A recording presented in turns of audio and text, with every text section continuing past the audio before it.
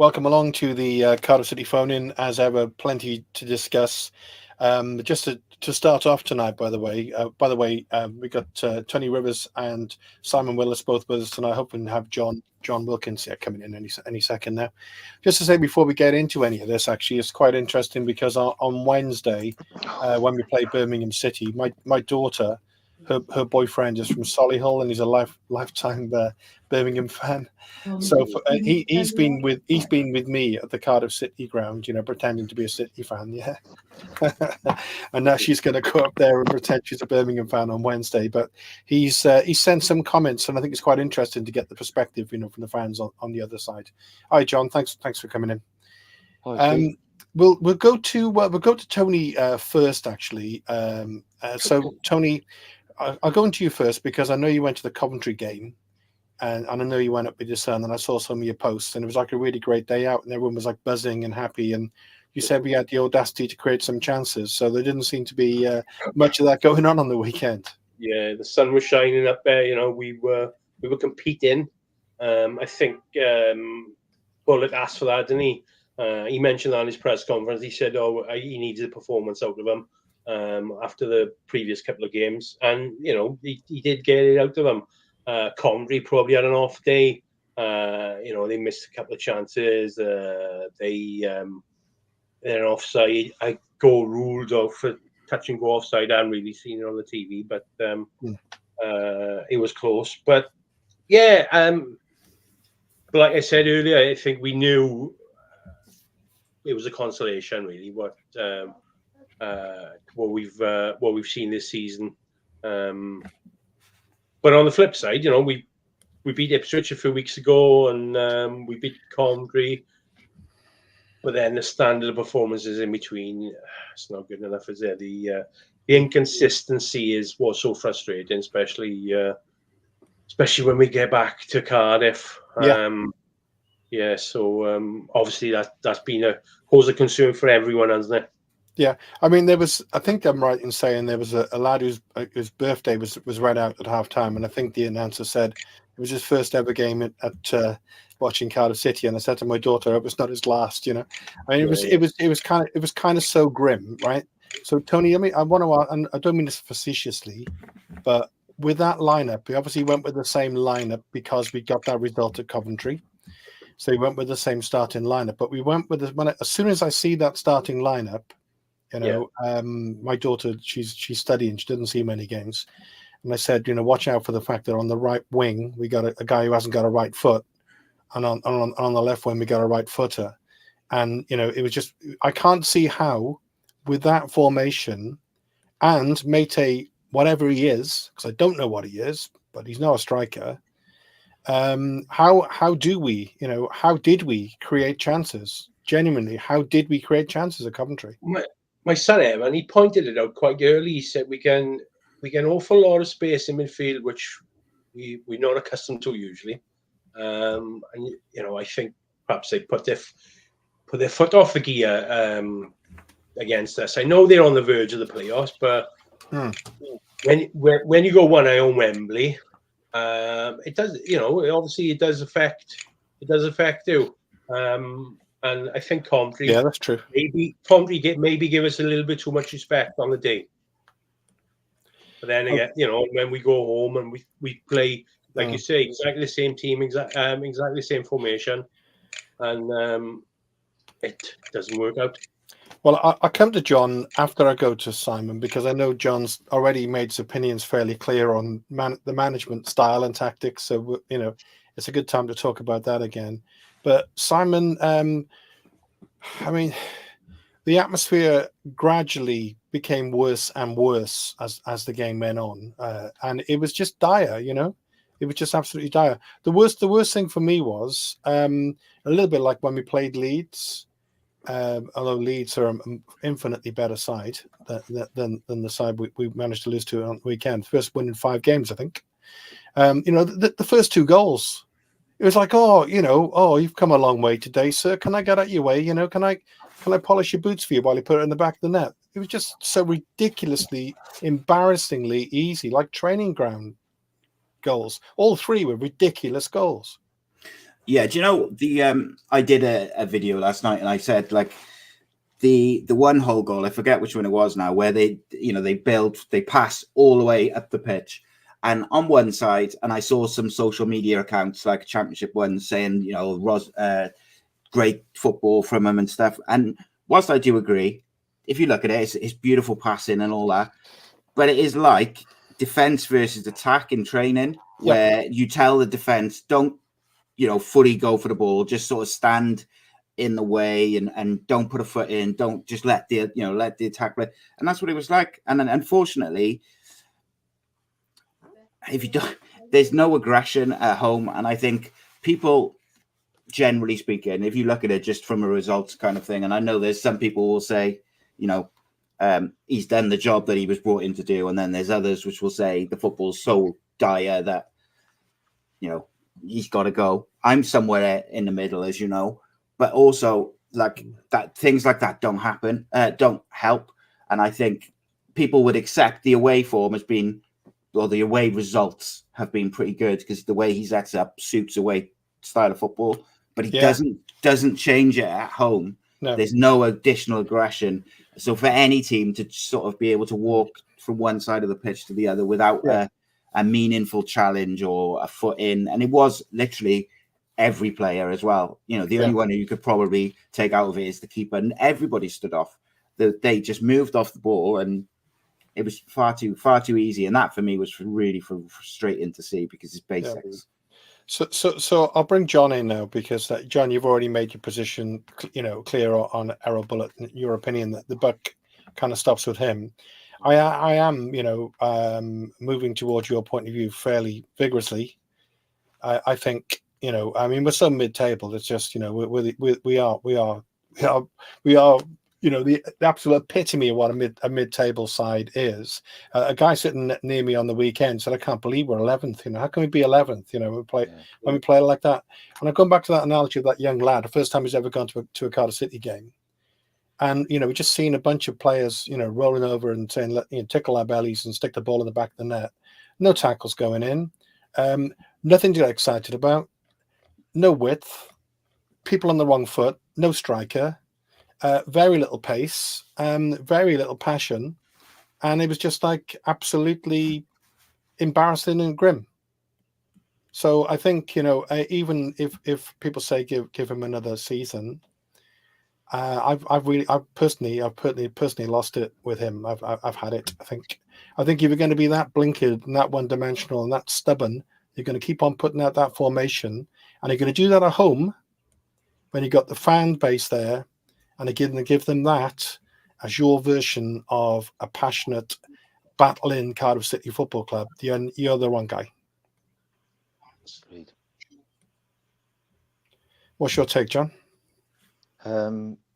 I'll drive him to Turkey if he wants.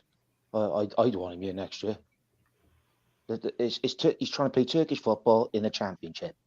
It's slow, it's ponderous, going left, he's going right, it's going back. I just keep shouting, the keeper's on, and you watch other teams play, there's 3 or 4 passes, and the ball's in that eating the air box. Yeah. And that's what's going to be his downfall. He won't change. I think you're right. He's too stubborn. He's too stubborn, and he won't change it.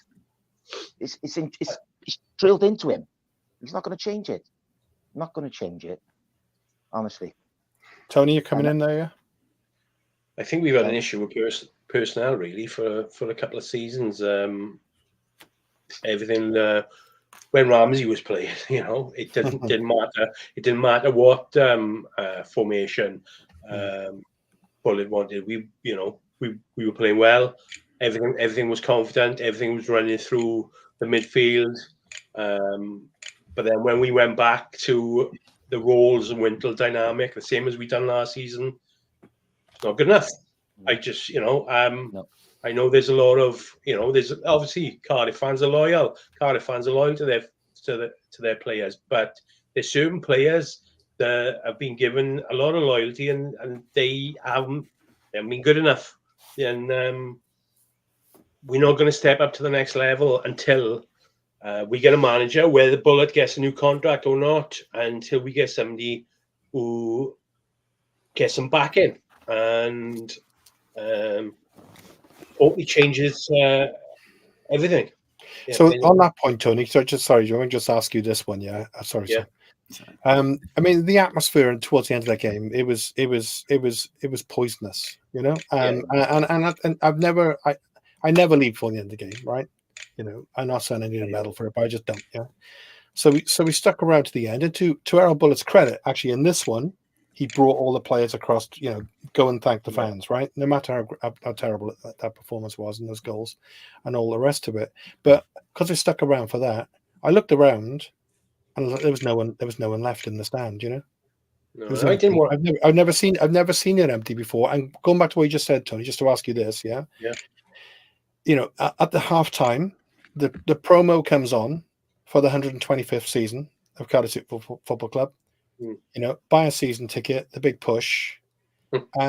So firstly, you know, how does that make the fans feel watching that, right? How is that kind of level of absolute rolling over, lack of any passion going to drive anyone to the club, right? Yeah. Why would people buy the season tickets? And if Vincent Tan, and I think he does, is watching that game back home and he's seeing an empty stadium and he's seeing, you know, and he can see what's going on, why would he say to Errol Bullitt, you're the man and I'm going to invest in you going forward? No, that's right. Who knows if he'll be there next year, you know. Vincent Tan, who, you know, anything could happen coming in the summer.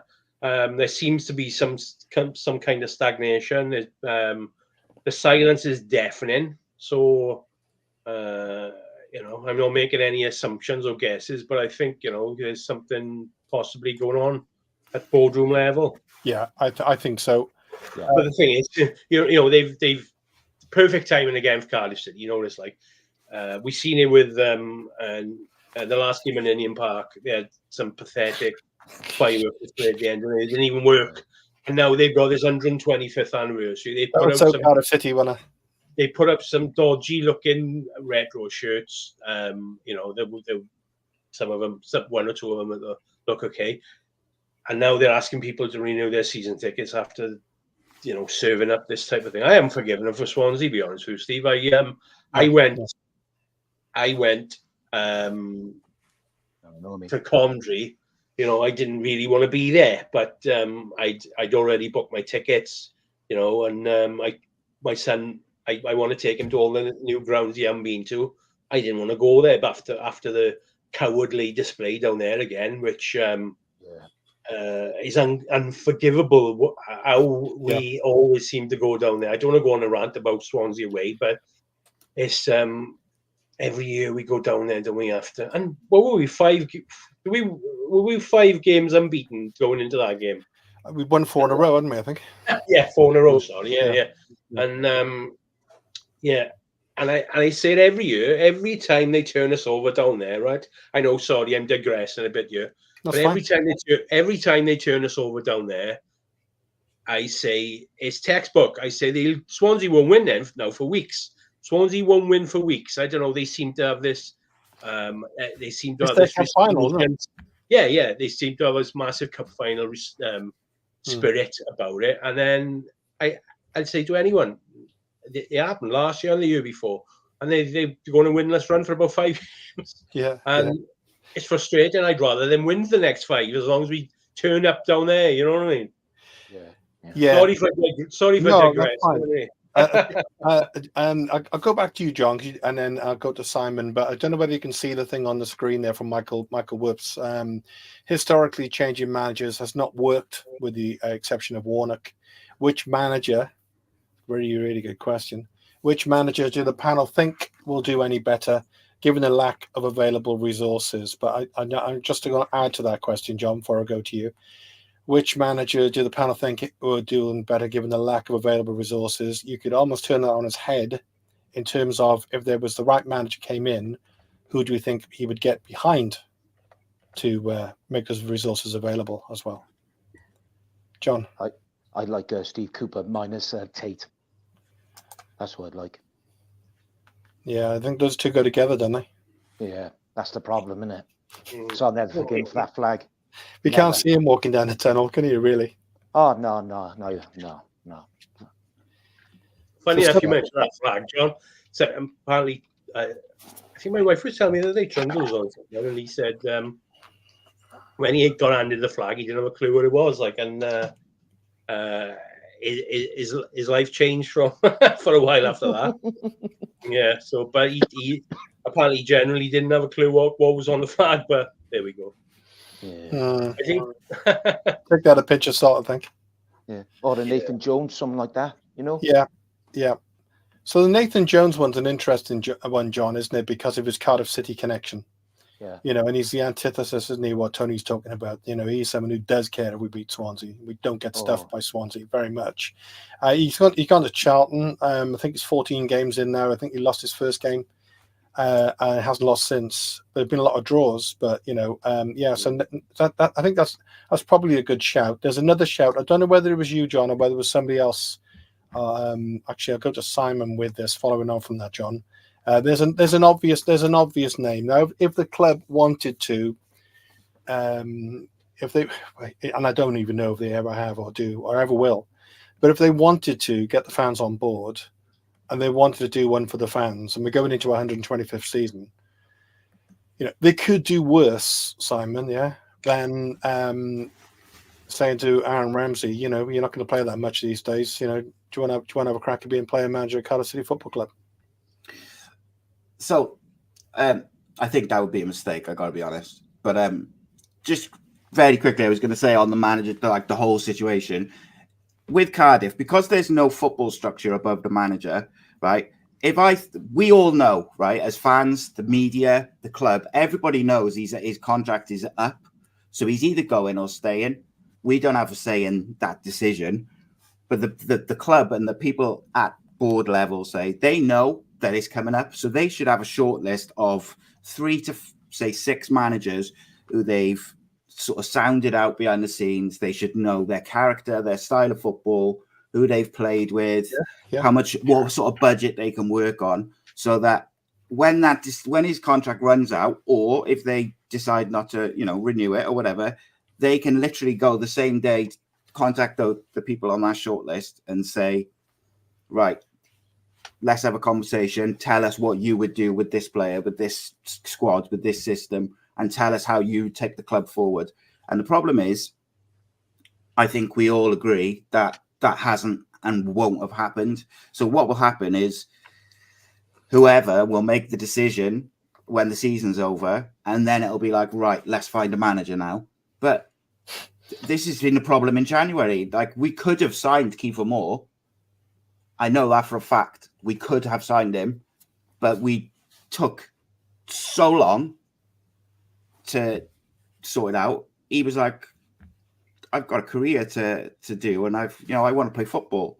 And there was other things within the sort of the conversation, but they could have had the conversations off the record, behind the scenes, so that when the January window and the embargo lifted, they could hit the ground running. But there's no football people between the manager and the board. And until that changes, we're just going to continue to have the same conversations over and over again. Need a director of football there. Yeah. Of course they do. People have been crying out for a director of football, but on the other hand, it doesn't work at some places. But we've had. I don't necessarily mean a director of football, though, Tone. It just, if you look above the manager, there's not one football person who understands football. There's people who understand business, but there's no one. It's just full of suits on the board. But we've had that for years and years, haven't we? And they've got lucky, with a couple of promotions. But like you say, it needs some stability, doesn't it? A couple of football brains in the boardroom. Sorry, I just thought of something on the Ramsey one that you asked me. I kind of just said I didn't think it was a good idea. I don't think it's a good idea, but I think if you're going to go with like someone as unproven as Aaron Ramsey, do you know who I would go with? And I know people won't agree with this. I would go with Darren Pearce. And look, completely transparent. He is a friend of mine, but I would go with him because he knows the young players, he knows the first team, and he knows what the club's about. So if you're going to go with someone who's going to work on like a limited budget and also someone who has never really had a first team opportunity, then why not someone who actually knows the club and has been managing the team? I'd rather see that than. And Okay. I'm not saying that he should be the manager, by the way, by any means. I'm saying that if you were going to go with someone like Aaron Ramsey as a player manager, I believe Darren Purse would be a more sensible option. Okay. I don't think it would work either way. I've seen a lot of criticism of his time with the 21s, and have you seen many positive reaction about Purse? As a person and as a coach, yeah, I know why people I can understand why people are critical of him. And my point, I'm not saying that he should get it, or he's the guy or anything. I think the Mark Hudson experiment was kind of showed that I think in the Championship you do need some semblance of experience or experienced people around you or football people around you. And people will point to Michael Carrick or Kieran McKenna, but they worked at the top level as coaches in the Premier League alongside some elite coaches. They also came through a system around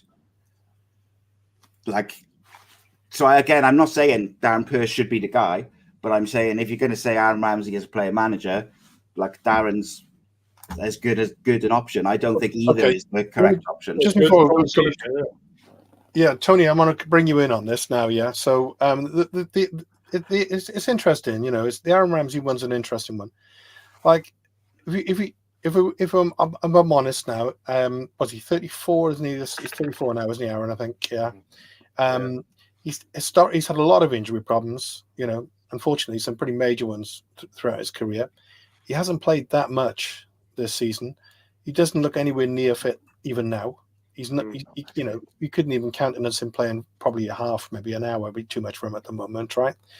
There's going to come a time, isn't there, when that player manager role could suit him quite well, because then he can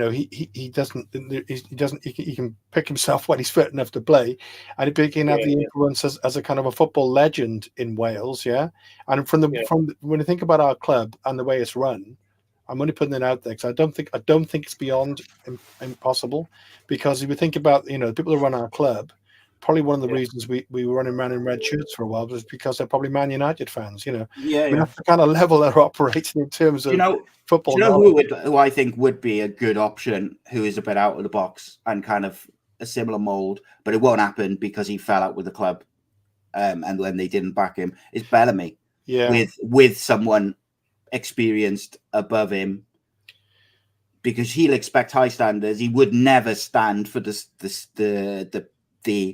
effort levels of certain players this season and then continue to pick them. And he certainly wouldn't stand for some of the players who have thrown their toys out of the pram a little bit and caused issues behind the scenes. He wouldn't stand for any of that.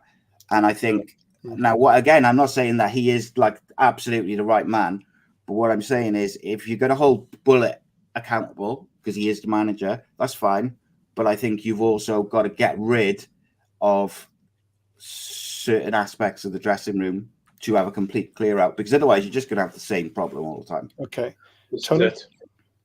Yeah, going back to Aaron Ramsey, everything looked so rosy, didn't it? For the couple of months he was fit for. But the big news, obviously, in the summer was us signing him. I think he's hopefully got a long-term plan at City. Obviously his son is in the academy. I'm hoping, there's could be a possible player coach role for him, or in consultancy. Just keep him there. If we lose him from the club overall, then I think that'll be a shame. But just how lucky he got that bad injury and he hasn't really recovered. But I think he's doing his badges. Yeah. But I think he also doesn't need to be a fully qualified manager or first team coach to be a player coach, is the other aspect of it. No. But speaking of somebody who's doing their badges, who connected to the club, he's always on social media hyping us, and it's Thor Bamba. I think he'd be a conversation to have, wouldn't he? That you know, to get back involved. Do you know, there's someone just put in the comments, Steve, just above those spam comments. I can't find it. Oh, Stephen Hurd's comment. I think that's a great shout. If that could be worked. He says Gary Rowett is only in temporary charge of Birmingham because obviously they sacked him, didn't they? And to get what's his name? Yeah. And so they've treated him quite badly. He would be a good shout. Nathan Jones, I think, is a good shout. Like, I do think that you need someone with, like, I just think you almost need like a mix. Don't you? You want someone young and aggressive and positive, and someone who's going to play good football and try and win football matches. But I also think I want to. Do you know what really upset me last week and this weekend, more so than the result, was all week we had all the Welsh media who were in contact with the club saying how Kean Ashford's finishing has impressed all the first team, and we're definitely going to see Joel Colwell and Kean Ashford. And we did. We saw him for an hour running them down the touchline. But when it goes 2-1 and he makes substitutions straight away, and I'm thinking, you've just lifted the crowd by getting one back. If you bring Ashford on now, that is going to genuinely give everyone a lift because you're showing you're going for it. And neither of them got on again. No, they ran around. I mean, you could. I was going to come to this later on, but John, Kean and Joel. My daughter's only 20. She said, "Blimey, they look young, don't they?" Yeah, but they look so enthusiastic. You could see they were almost kicking every ball, John. Yeah, and you know, Cardiff City runs through them in the same way as, you know, Ruben and Isaac. You know, we've got pictures of them as kids watching Cardiff City, and they're on the touchlines. I mean, they do naughty things to get on that pitch without going into details. You know, they'd love to have got on that pitch, and then 5 minutes from the end, after warming up for nearly an hour, go and sat down. He ain't going to come on. I just think, it was an absolute no brainer for me to bring at least Keon on. Give him a go. Think about look at the fans. Especially now, we're not going anywhere. We're not getting relegated. Yeah, we're not getting promoted. Yeah. I've heard this before. I think there's a little bit of there's an issue with our academy players who have got into the squad. But you know, I don't think we respect them enough, really. And you know, as you could see, as you've seen over the last couple of seasons with Isaac, Joe Big, and Caldwell. You know, there's definitely something that isn't quite right when they get introduced into the senior squad. Well, let me bring it back to John, because John, just to bring him in on that, and what Tony's talking about there is spot on, because I hate to mention these clubs on the Cardiff City phone in, but you know, at Liverpool in the cup match, and they had all those kids, right? Yeah. You know, they're playing for one of the top sides. Sorry, but they're one of the top sides in the world, right? And these kids are getting on, and they're getting some game time. If they're good enough for Liverpool, why can't we play some kids, John? Well, exactly. And they're on the bench, you know, Ashford and Joe Colwell. As far as I'm concerned, you're on the bench. You're good enough to play. You're good enough to play. Yeah. Yeah. It's quite. What, you know, it baffles me. Why do you complicate the game of football? I just don't get it. I just really, really don't get it. You know. He's knocking the stuffing out of these players. He is, this bullet, knocking the stuffing out of them. You know, the players like Ruben Colwell and what's his name, LC Tanner and all that. You know, let him play with freedom.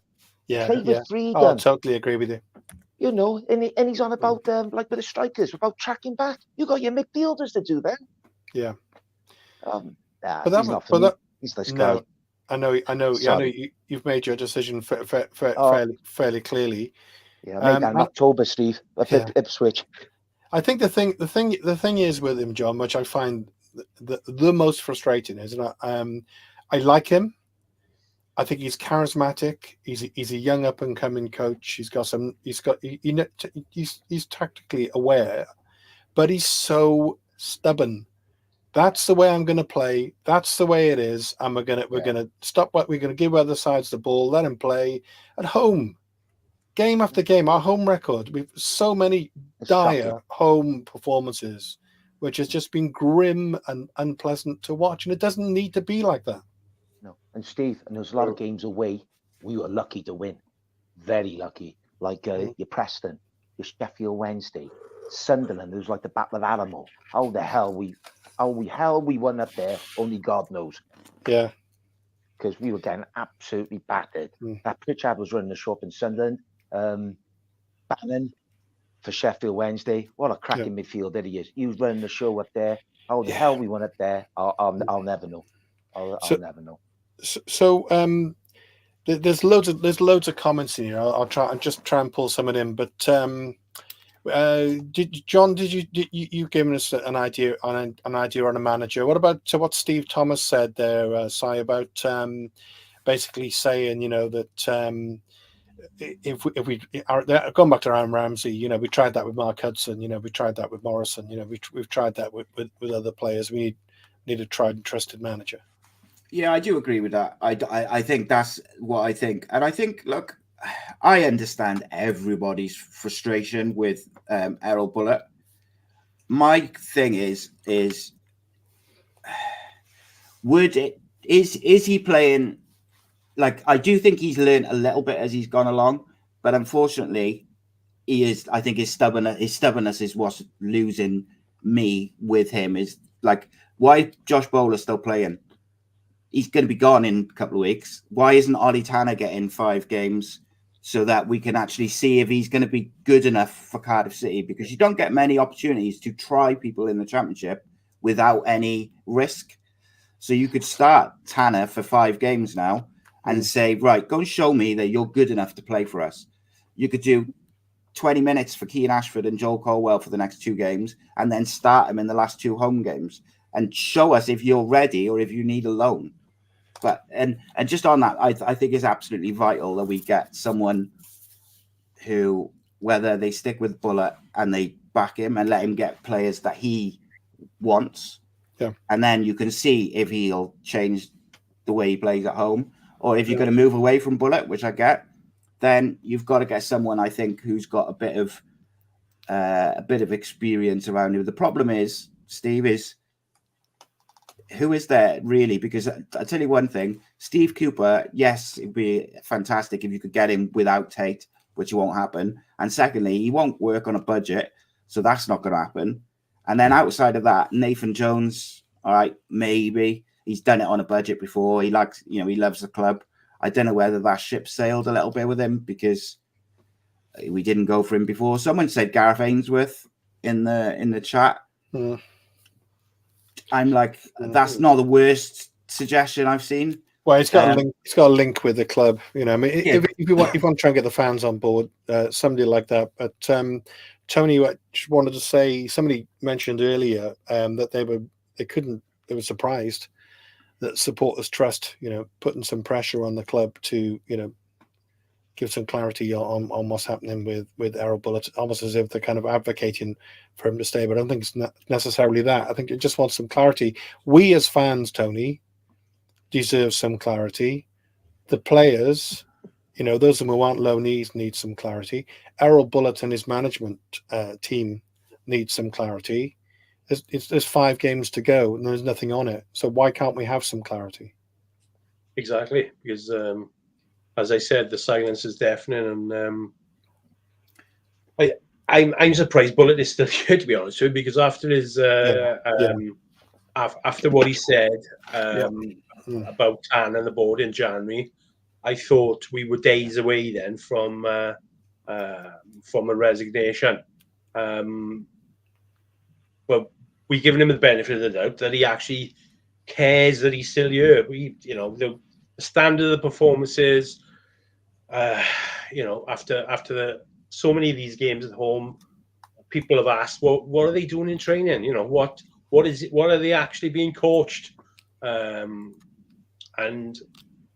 as Bullitt, but I don't think Bullitt may not have a long-term structure in place, and he doesn't care, and he'll be gone by the summer. I think I think there'll be some movements, in pre-season, maybe at the end of the season. So in my opinion, I said it before. I think Errol's already, he's already gone. I think You know, if he was going to be here next season, my gut feeling is we'd know by now. We got lots of comments from. I said at the beginning of the show, my daughter's boyfriend is a Birmingham fan, and it's quite nice, to get some perspective from the away fan. So we'll come to that in a bit. But talking of Gary Rowett, Reece Jones comes in with Rowett has failed at every club he's been to. The only success he had was for a quarter of season with Birmingham, and he was sacked after that. But if we look at actually Tony's quite interesting with Birmingham, massive club, massive club, and how badly they've been run, the number of managers they've had, and what a disaster, and how close they are now, and what a big game it is from on Wednesday. But we're nowhere near that, are we? Luckily. No, and is it 2 or 3 points between like 7 or 8 clubs down there? And it's really nice, tight, really tight, yeah. Because last season we obviously we were on the verge, weren't we? And we dug ourselves out of it. People cite the Reading point, but I think it was done and dusted before then. That's so. But yeah, going back to Birmingham City, big club, but they should be a lot bigger. They probably. As big as Aston Villa. I'm not saying for trophies and obviously the time Aston Villa spent in the Premier League to them, but potentially that Birmingham are still a sleeping giant. And even to this day, even though they've been struggling in the Championship for the last few years, I know they sell out their away allocations every single game. They always bring a good mob. Not many clubs in the Championship can do. I'll go to some of these Birmingham comments in a second, but the comment there from Jamie is a good one again. John, Isaac Davis, yet another goal. How we could have done with him, how we could do with him. Shove him down the right wing. He's got a bit of pace. The fans will be right behind him. It would lift everyone. Play him up front off the big man, innit? Whatever. Sometimes. Just get him on the pitch. Yeah, get him on the pitch. Runs the players, takes him on. He's not afraid. Everything we don't do. Yeah, exactly. I don't think we'll see him again. I don't think we'll see him again. No, he's got nearly double figures now in a side that doesn't create chances in the bottom 3 of the Belgium league, and people are watching him, and. His agents, they'll be circling. His agent is Tom, don't you? Yeah, Danny Garbadon. But I know there was a press rumor recently, wanted that a couple of these good quality European sides are in for him. Yeah, and I can understand why. But that's another academy product that we're going to let slip under our fingers. Well, I think you're making a good point. Tony's making a good point there, John, because as soon as a few bob comes in, they're probably goners, aren't they? If Tony came in with a few mil for Isaac, we nearly lost him to Burnley, didn't we, a while back? That's right. Yeah. Let me go to a couple of these comments about Birmingham. So the lad's name's Kieran. He's a nice lad, may I say. I know he's a Birmingham supporter, but he's actually I know him. He's a good lad. And he said there's some interesting things. He's from the outside. Maybe we'll spin around on this. Alan's comment about Bullet is there for comedy value as well. He said Cardiff seem to be in a hit or miss team. I'm sure we'd all agree with that. So Birmingham hoping to catch him at a good time because we've lost 3 at the last 4. Players for us to watch out for: Stansfield, top scorer, scored in the last couple of games. He's a confidence player. And Ethan Laird, almost like a threat from right back as well. But the Cardiff name that stands out for him is Perry NG. And he said there could be an interesting battle between him and the usual left back, Lee Buchanan, as he's become defensively very solid compared to the rest of the team. So that'd be an interesting battle. And then he also says it'd be interesting to see Ethan Laird go up against Carlin Grant, because both are very quick. And then he makes a couple of comments here, which I'll just go to because it's just interesting for all of us to hear this stuff. I think it's nice to get an opposing fan's opinion, and I think it's a huge game, a massive game for Birmingham. Is the first thing he's saying, but then they'll know the results of the other teams when they go into it. He also says, this is an interesting one, John. In a typical Cardiff City, Gary Rowett, of course, they got his first home game. They got a win in that, so he's kind of lifted the crowd a little bit. So the Rowett factor is kicking in, and of course, their captain is Dion Sanderson. So there's a few kind of little links there. So it's crucial for Birmingham that their defense is right if they're going to get anything out of the game. So he's kind of worried. He's kind of worried about us, and it's a massive game for Birmingham. Any thoughts on any of that, John? I think it's going to be a very, very, very tight game. Very tight game. Very tight. And they're fighting for their lives, and so they'll be throwing the kitchen sink at this. So the one thing they would have done, John, before this game, on Wednesday, because it's a massive game for them. There's only a few games to go, and they're in the bottom three. They will have watched the game on the weekend. So I don't want to. I was fairly dismayed on the weekend. It was grim, But if he'd watched that game as a struggling side, the bottom three, I think I'd be thinking they're there for the taking. Yeah, I'd fancy if I was a manager of another club, and because Cardiff City are predictable, so predictable. I'd be laughing. I would. I'd fancy us every time. Yeah, I mean, if you start those three again, Mate's just not a striker. No, and Carlin Grant, he got inside and scored a goal, so in a way he proved our bullet's point. But every time Josh Bowler got the ball, because he doesn't have a right foot, how is he going to take on his man? How is he going to get to the byline? He did it once in the first half. He did it once. The only best cross he put in the entire game. And guess what foot he used? His right foot. He used his right foot, and it came back from the byline, and it was a great, It was a good cross, yeah. So he can use his right foot, but why don't he swap sides? You see some teams, don't they? Absolutely. Swap their wingers. Say for argument's sake, every 15 minutes they swap over, don't they? Yeah. Keep the full-backs guessing, but it's not. He couldn't change his boxers, Bullet, and he'll never mind change tactics, formation. Nah. He's very stuck in his ways, Si, isn't he? Do you find that all frustrating in that way? I know you're not passionately saying for him to stay, but I know you still got mixed feelings on it. But that doesn't his stubbornness doesn't that absolutely get you? Oh, 100%. Like there was a period where Ryan Wintle was on like the back of 3 or 4 terrible performances, and he kept picking him. He keeps picking Josh Bowler. And like Jonathan just mentioned then, like I've been saying since the start of the season, since about the 3rd game of the season, I think it was, that Josh Bowler's got all the tools to be an exceptional championship winger. But I think he'd be better on the left, because I think if you just told him, don't worry too much, get back a little bit and help cut off the passing lanes and, just sort of sit in your position when you're out of possession. And then when we get a ball, be high and wide and just run at your fullback, beat him and put a cross in.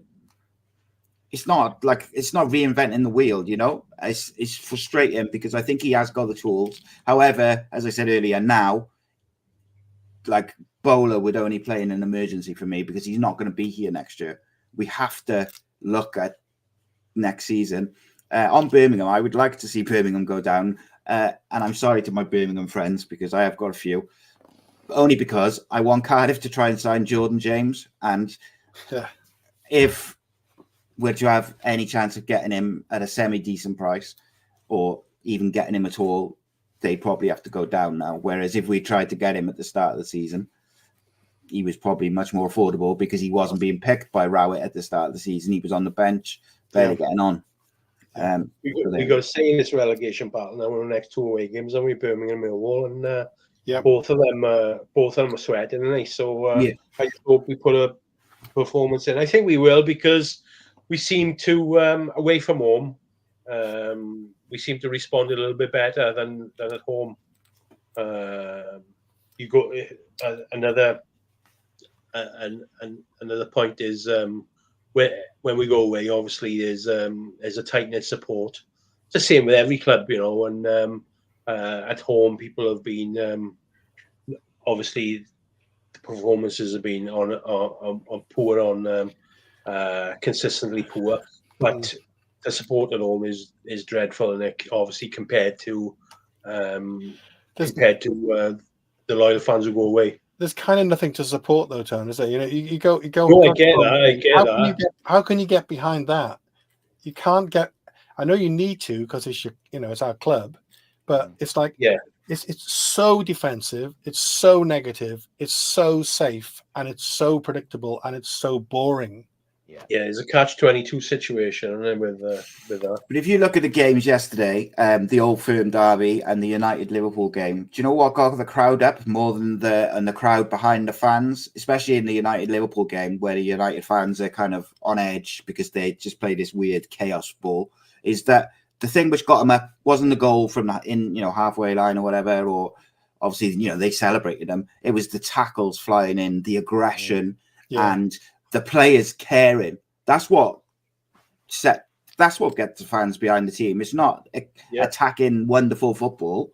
It's seeing the players go flying in, showing a bit of aggression and a bit of passion, and you just don't see it at home. We've done it against Ipswich. Yeah, against Ipswich. We showed we could do it. We did it against Swansea in the first game, like at the start of the season, and this is why I've said a few times. The problem I'm having reconciling is, has he got enough credit in the bank from the start of the season for me to say, all right, he's shown a little bit.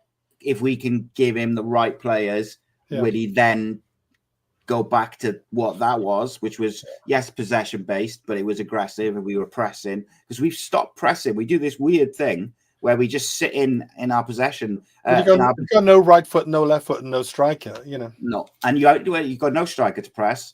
The wingers invert, so you can't have a good shape.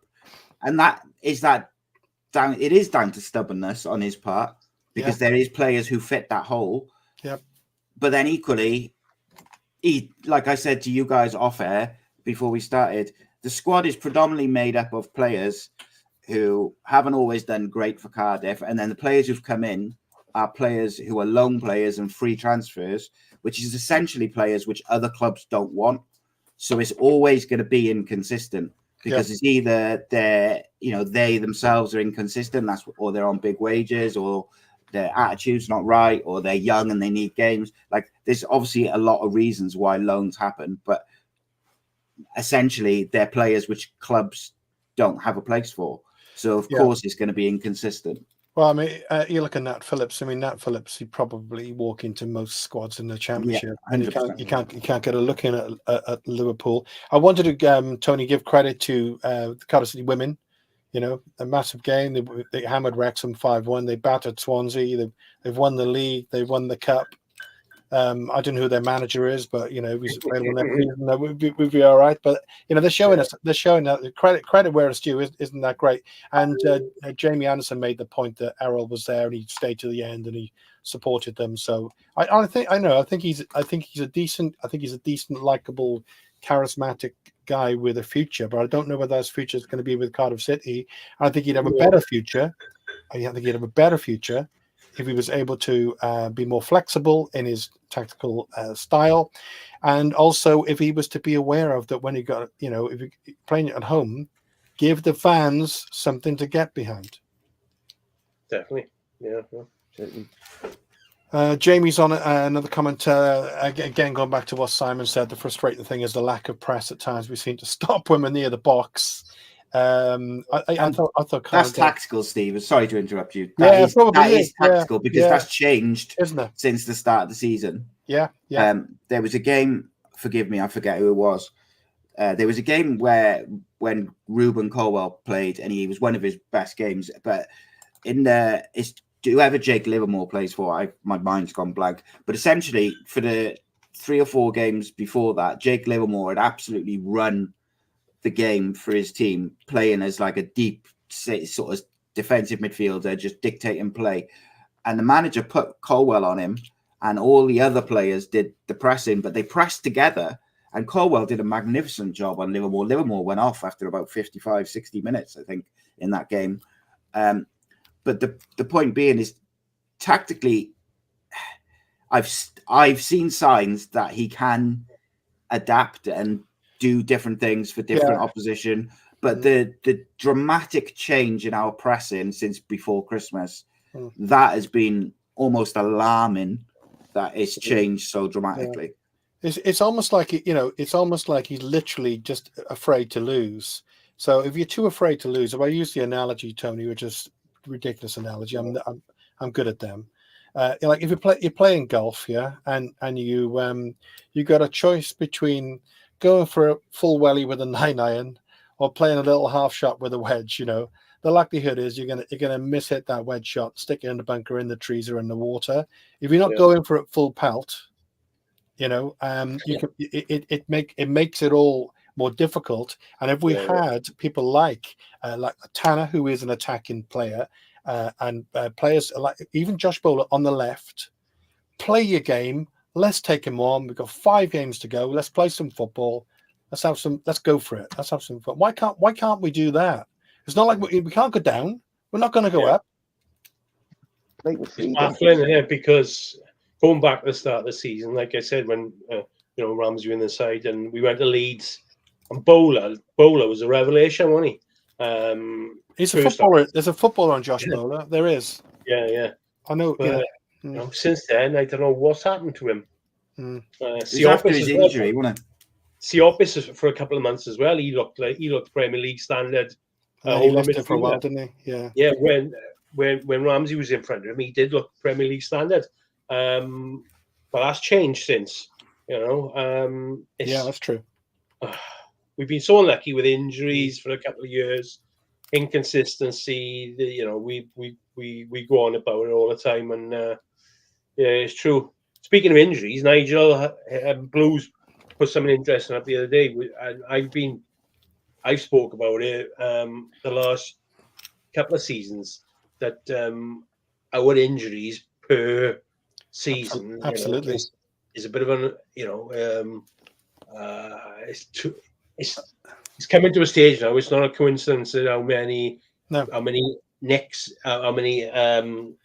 players will get a knock, and the recovery times, they don't look as good as other clubs, and is it a coincidence, or is this something our backroom staff just can't get a grip? Well, I'm glad you brought it up, because I was going to come to that. So I'll just come off the back of Tony to you, John, on that, because we talked about it before we went live tonight, Tony, when we said when Josh Wilson as Brown came on, we had a left and a right. We looked great. All of a sudden, we looked great.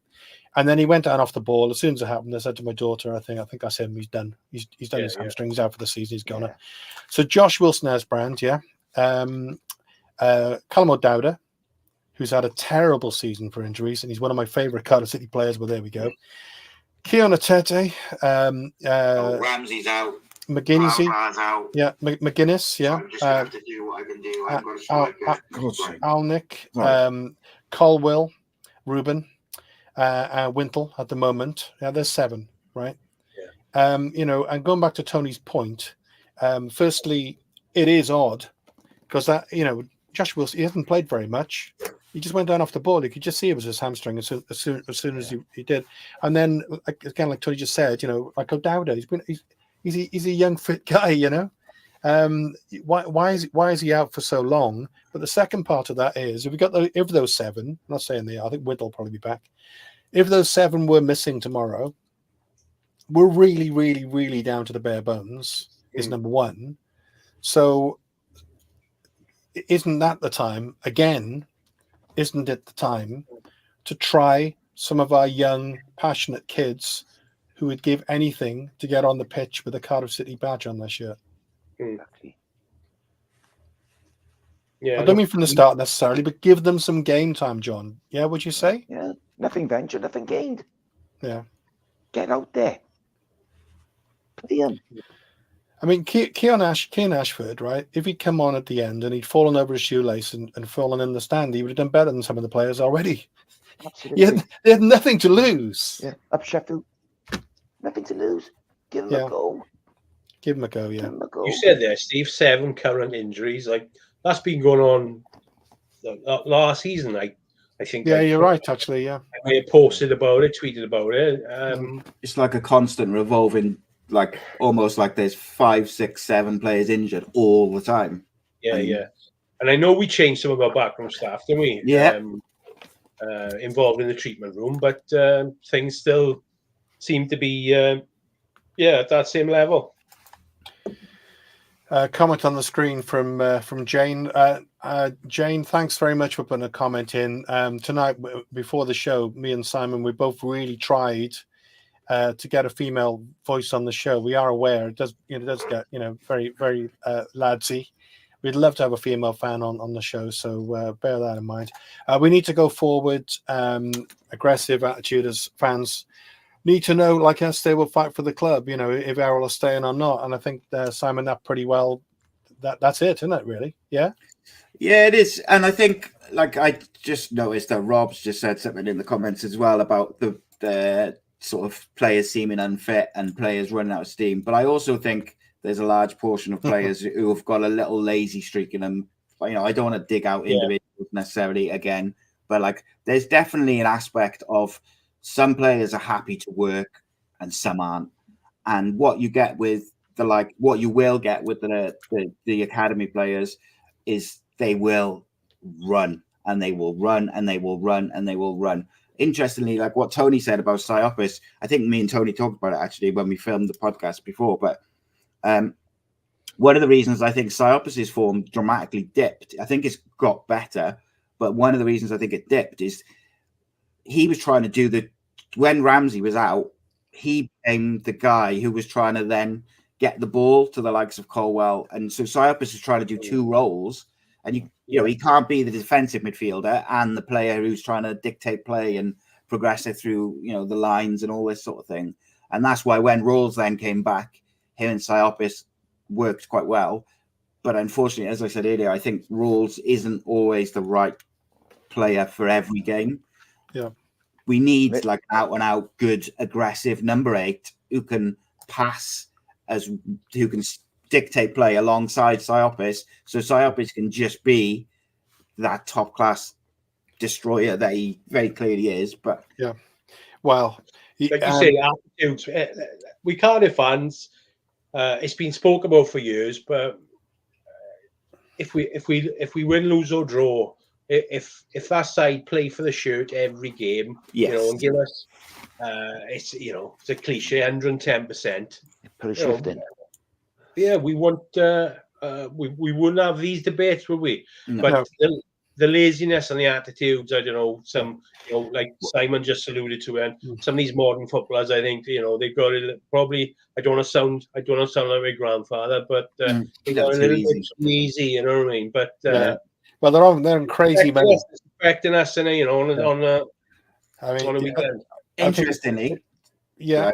Go on. So I was just going to say, Joel Colwell's best position as it is now would be like as a deep lying midfielder. So, why couldn't you play him with Siopis and and play Ruben at number 10 and play I don't know, Kean Ashford off the right? I'd play Kean Ashford through the middle. I would, if you're not going to play Grant through the middle. But I'd play Tanner right. Grant probably on the left, and then I play Kean Ashford through the middle, Ruben behind him, and Joel and Siopis. If it doesn't work, it doesn't work, but it's not going to be any worse than what we've dished out for the last 6 weeks. Yeah. Well, we're out of time, effectively. Sorry, Tom, go ahead. Sorry, I didn't even notice. Oh, sorry. No, you carry on, Steve. No, I was just going to say we're kind of out of time, and I just wanted to whiz around and do something just before the very end. So the point that Geraint is saying there, Geraint Cole's a good point. Are these kids any good? They're struggling to win games in respective leagues. Maybe they're not quite ready, but I would counter that by what John said about they're on the bench, they're in the squad. Let's blood them. Let's see them operating at that level. And going back to what Tony just said, if they weren't quite ready and they made a few mistakes, particularly at home. There's one thing for sure: the City fans would give them 100% support and understanding. It's absolutely 1,000% for sure. So I'm well up for seeing it. Tony, just before we whiz around, just for predictions, just to say about the book, Magnetic seems to be going well, and you're getting lots of interest and interviews, and even Simon was involved. Yeah. So where can people get a copy of the book? Simon's been a big support of ours, and obviously helped along the way for the last 2 years. Yeah, we haven't gone through any third party as in terms of shops or anything yet, or Amazon. We could do one day, but at the moment we sell it like as a limited edition.